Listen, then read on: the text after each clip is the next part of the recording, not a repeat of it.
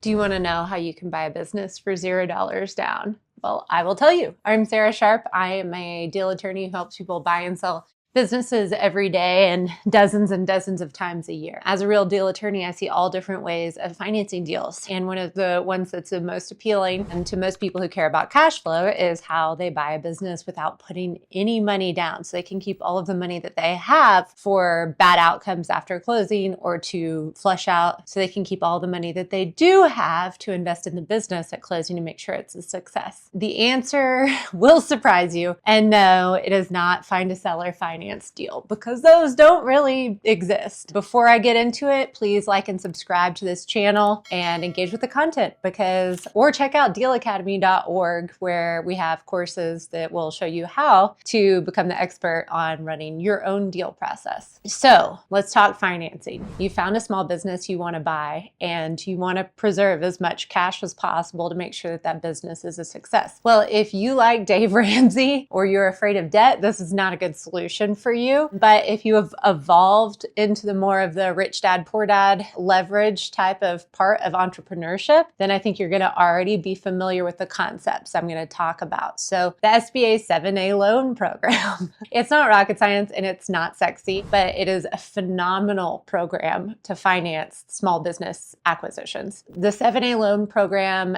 sprang up to essentially insure banks. One thing people always need to keep in mind is that before the 7A loan program existed, we were dealing mostly with conventional loans to buy businesses. And conventional loans are often more at the 30% down, 70% financed, or 40% down, 60% financed. So the fact that with an SBA 7A loan, you can usually get 90% financed, and sometimes, which I will explain later, 100% financed, really sets them apart. But why can banks do that? You know, you have the conventional loan where banks don't want to over leverage themselves. So they'll give you 60 or 70% for the buying out of a business, but they want to make sure that their collateral sufficiently exceeds their financed amount, right? But SBA rolled out this insurance that it offers for certain banks, so that if a bank offers a 7A loan and underwrites it for a person to buy a business, a great portion of that loan is backed by the government. So it's not the government issuing the loan, it's banks issuing the loan with the reassurance of knowing that the government is backing it. It's really important to keep that in mind, because I think a lot of times people think it's become ubiquitous, 90, 100% loans to buy out a business. And you start to think about it more like you would think about buying a house, but it is not that way. It is a much riskier investment for the banks, and it's only really made possible by the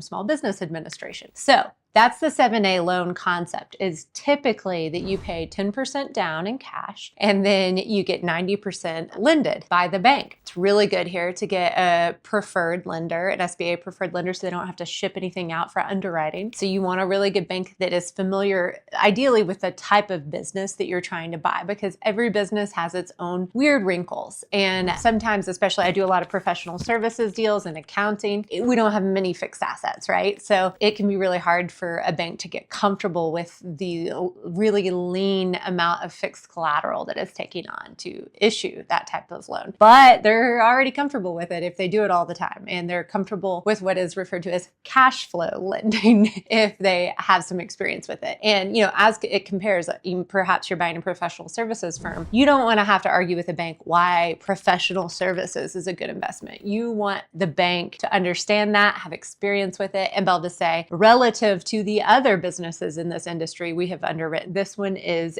a good purchase. So the whole process goes better if you choose the right bank. The myth, the reality of having $0 down totally exists. In certain circumstances, the bank will loan you not just 90%, but 100% of the deal. So it's not technically them loaning 100%, they're still loaning 90%, but you're not bringing any cash to closing, because in certain circumstances, as I will stipulate a little bit more, the bank will accept a loan from the person selling the business in lieu of money down. So what they will do is they will say, okay, you have what is called a seller note. That's a loan from the person who owns the business and is selling it, right? The seller note to you for that 10% amount, as long as it's on full standby for 24 months and it meets some other restrictions. For instance, it can't be subject to kind of a retention adjustment earn-out type of language. It usually can't have a balloon payment. Often, it has to be stretched out the whole length of the SBA loan, which is 10 years, but not always. So as long as you meet the particular bank's requirements as it relates to that 10% seller note, they will, under certain circumstances, accept that in lieu of you putting 10% down. That is enormously impactful. I mean, I'm sure that I don't have to explain to you why not having to part with $200,000 of cash in order to buy a $2 million business is really powerful, because if you buy a $2 million business, all of a sudden you're running it with $200,000 of working capital and buffer. It's really fantastic solution, but you can't always predict the way the bank is going to administer this or whether they'll permit it. So,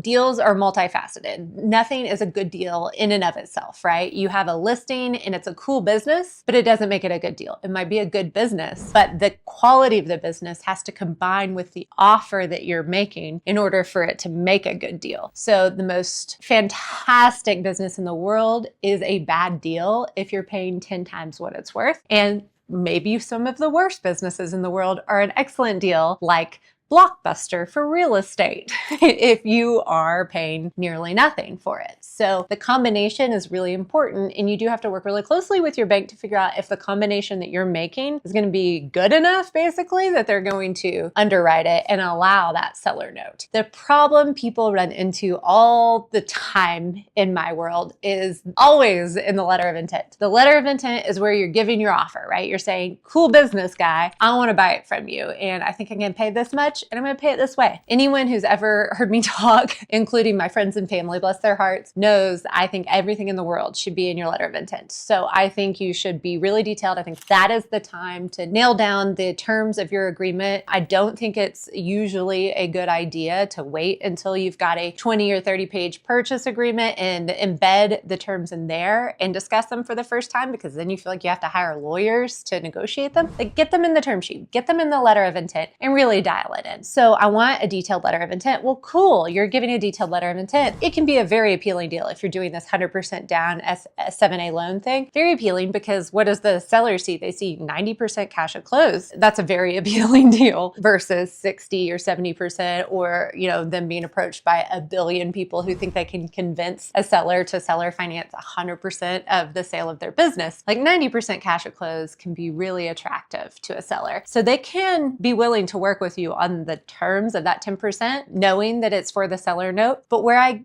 see people fail is where they want to hide from the seller that they're not putting any money down. I don't do the gamesmanship of gotchas or sneakiness in small business buyouts. You really need everybody to be on the same page. And if somebody finds out something later that they felt misled on earlier, that's going to sour the tenor of the deal, and it can scuttle the whole thing. So don't hide it from your seller. Say, this is what I'm doing. I have cash. I want to use it for working capital. I want to have it in reserves. Makes me feel more comfortable. I don't want to spend everything in the world. So we're going to do the seller note, but you have to play ball with the bank, because they're going to have particular requirements for this note that I have no freedom to be flexible on, like the 24-month standby, the no balloon, the terms, meaning the length of the note. So if you say that to the seller, they're often going to work with you. Does that mean that you can buy a business with $0? No, because you still got to pay all of the loan origination costs, the evaluation, the cost of lawyers, the cost of your quality of earnings provider. You've got to, and you've got your time. So there's costs associated with the deal above and beyond the amount you're paying and the purchase price. But this is overall how you buy a business with $0 down. There are, as you've seen, about 13 million businesses. People are retiring and needing to sell right now. So gray wave, or whatever you want to call it, is coming our way. And we really, if we're going to keep service for these clients and these customers going, we need a backlog of good buyers. So I think it's important. There's a ton of opportunity here. I think you can leverage this approach with the 7A loan really effectively so that you hit the ground running when you buy a business. It's not for every deal. It's not for every person, and it's not free. However, the next caveat is sometimes people will take on investment from other people, fold that into, whether it's a promissory note, more debt, or ownership of the company, equity. They will, as long as it's under 20%, they don't have to personally guarantee that 7A loan. So you have a little equity to play with. You can take on investment to cover those costs associated with the loan origination. So you genuinely, in this world, you can go from having just nothing at all to owning a several $1,000,000 business that cash flows hundreds of thousands of dollars a year with nothing but a hope and a dream. If this was valuable to you, please check out dealacademy.org for our courses.